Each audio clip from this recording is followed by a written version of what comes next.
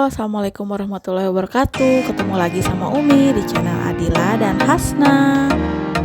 Kali ini Umi akan membuat tutorial cara membuat paper doll atau orang-orangan dari kertas. Sebelum lanjut, jangan lupa di subscribe dulu channel Adila dan Hasnanya supaya kita makin semangat upload video barunya, dan jangan lupa nyalain lonceng notifikasinya supaya kalian gak ketinggalan video terbaru dari kita. Terima kasih yang sudah subscribe. Videonya ditonton sampai habis ya. Tontonnya jangan di skip-skip.